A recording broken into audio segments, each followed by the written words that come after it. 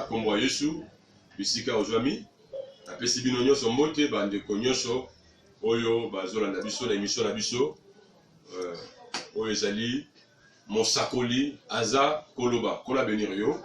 Moi c'est l'apôtre Pablito Eyenga l'aigle majeur kola benir yo. Naza Mokambi ya église cité de la révélation la demeure du grand roi kola benir yo na pamoli bana nzambe nyonso libota mo bana nzambe oyo balandi biso na mokolo o bazolanda biso na mokolo lelo. Toza toujours na pensée na biso autorité partagée dans mon lelo la pensée de Dieu. Tout dans Romains chapitre 8, dans verset 35, Bible lobby, qui nous séparera de l'amour de Christ? C'est la tribulation ou l'angoisse, ou la persécution, ou la faim, ou la nudité, ou le péril, ou le paix. Qu'on a béni, Dieu bien-aimé de Dieu. Ah, Bible zolo de comme lingami, na place auto tikotanga. Apportez pas la zoloba. Alors, qui nous séparera de l'amour de Christ? Alors, eloko nini oyeko kabola biso na bolingo na Yesu. Gloire soit rendue à Dieu. Parce que ne komolingami, ba tu es belé le ne komolingami, ba kaboli na nkolo bénémoine de Dieu. À cause ya baba kamoyo, ezana ngona vite. C'est-à-dire que apportez pas la lobby eloko moko te eloko niko kabola biso na bolingo nzamba ba niko tanga. Abi est-ce que ça kozanga bilamba ndeko kabola biso na bolingo nzamba. Abi est-ce que ezali nzala, est-ce que ezata musu minyoko, est-ce que musongo bakala. Pour koloba kebele de Dieu eloko moko te et ba ko kabola yo na bolingo na nzambe. Mama ozola nanga na mokolo lelo bisika ozali bien-aimé papa ndeko mobali mwasi bien-aimé de Dieu. Et l'autre côté kabolo na bolingo na nzambe bien-aimé pour permettre que tende ko molingami et l'autre songolo pakala et ya ko kabola yo na bolingo na nzambe kona zo lokumo ne ko molingami na total la mikolo te na ba réseaux sociaux au monde na bala na nzambe bazolo bakiote to ko sambela susute to kende su ba église te parce que makambo yo ba pasteur ba osala bien-aimé le Seigneur makambo yo ba pasteur ba osala entre guillemets yango tende ekuku kukabola na Yesu na yo bien-aimé de Dieu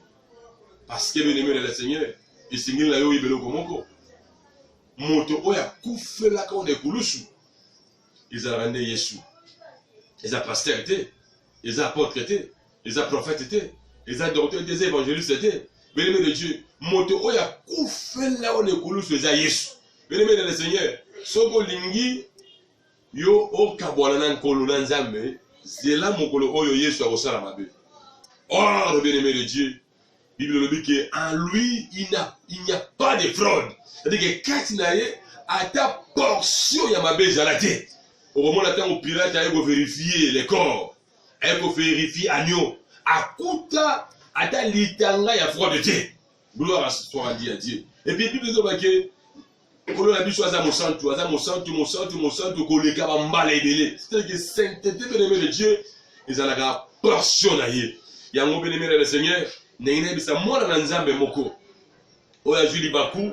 ya kolanda exaltation na biso ya mokolo lelo nengika na biso ndeko molingami eloko moko te kabolo na nzambe. Ta musu pasteur mikolo ndeko molingami ukuteleka musu na déception. Tamusu de komolingami bakima kyo na mbongo tamusu de komolingami bien-aimé de Dieu likamoko ya pashe komela kyo tamusu de wana libota tamusu bien-aimé de Dieu bisika o cheki motema bisika ne répondre te ndenge oyo bana ko gérer yango mais lokola yo zamona na nzambe likambo wana bien-aimé ezala occasion te bien-aimé par laquelle de komolingami oyo eko kabolo na nzambe oyo ko sala ke bien-aimé o abandonner le Seigneur oyo ko sala ke bien-aimé de Dieu yo otika nkolo oyo kosala kende komolingami yo obwaka nkolo bien-aimé de Dieu parce que bien-aimé mwana na nzambe atikaka nzambe te à cause ya ba circonstance oyo eza koenvironne ye mpona lobi eloko nini kokabola yo na bolingo na nzambe lelo na yo olendisa yo nayiki na exote yo ndeko molingami kopermettre te na kati ya vi na yo eloko songolo pakala bien-aimé de Dieu eyebana kokabola na bolingo na nzambe lobelanga mani ozolanda ngai même notre sœur Anne bien-aimé bilobi ke Anne etala Anne azali na libala ya bombanda et puis na kati ya libala bombanda wana ndeko molingami mbanda na ye penina azobota kabana bien-aimé mais Anne azobota te mais eloko nini na remarquaki na vie ya Ana malgré kolela ya Ana ndeko molingami, malgré l'inquiétude na ye, Ana bien-aimé de Dieu a se séparé avec Nzambe te. Ana boyaki Nzambe te. Vous remarquez que Ana bien-aimé de le Seigneur mikolo nyonso aokende na temple. Mikolo nyonso Ana aokende na temple. Yango omona mokolo moko nganga ya Nzambe sacrificateur Eli ayekotuna Ana. Alobi femme jusqu'à quand okozala kaka mwasi ya kolangwaka masanga parce que eloko nini sacrificateur akonstataki ke Ana oyo mwana mwasi oyo soki aye na temple teka baninga baosambela ye alobaka maloba ebimaka te mais monoko ezobegeye. Or bien-aimé le Seigneur eloko ebanda kosala ke monoko ya Ana maloba ebima te ezalaki pasi oyo ezalaki na motema na ye, ezalaki bololo amertime oyo ezalaki na motema ya Ana. C'est ainsi que tant Nzambe abi mwasi jusqu'à quand okobanaka kolangwaka masanga Ana alobi sie te munganga ya Nzambe na nda mwasi oyo na bangaka Nzambe, mais attitude oyo omona mpa na ngai mwana na yo ezali bololo oyo eza na kati ya motema na ngai parce que bien-aimé le Seigneur malgré Ana azalaki na bololo aobika bololo na kati ya vie na ye, mais Ana abandonnaki le Seigneur te.